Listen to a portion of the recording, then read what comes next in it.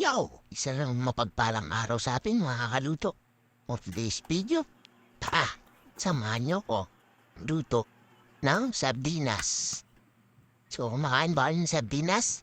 Ew! Naku, napakasarap naman nito.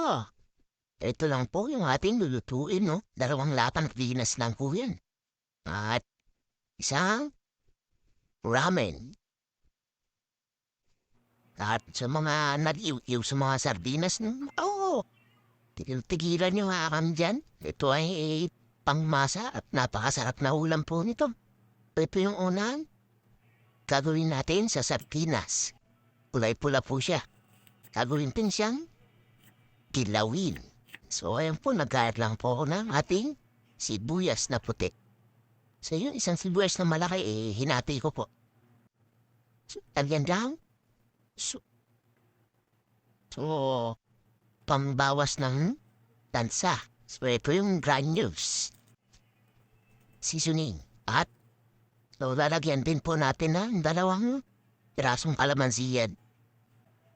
Ayan.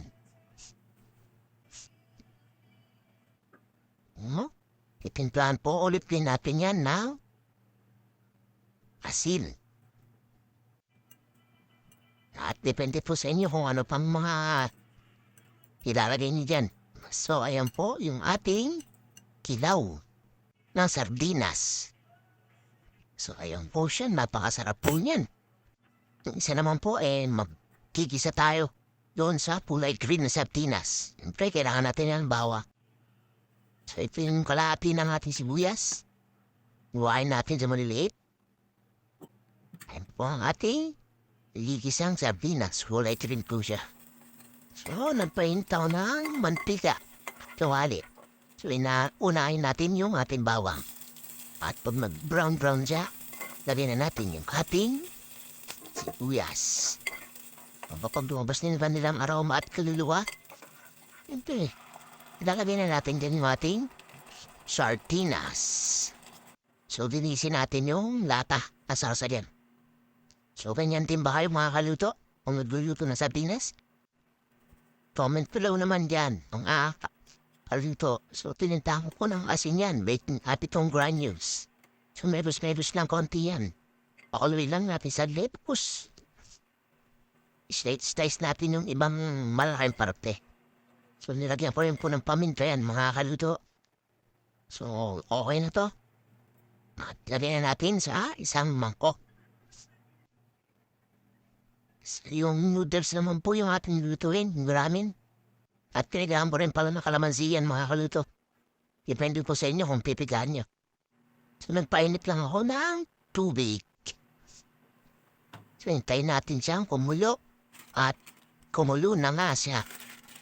So ilagay na natin yung ating ramen. Yung medyo may katigasan po kasi yung ramen ng mamadsay. So ayan po yung mga herbs niya. Sabay na natin pagpapalambot ng ramen.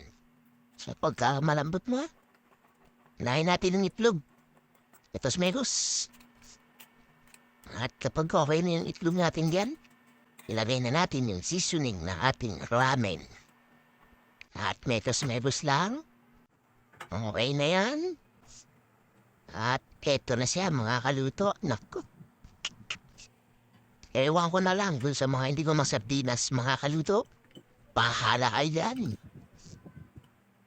Kanya-kanya naman tayong panlasa at diskarte kung paano natin pasasarapin yung ating sardinas.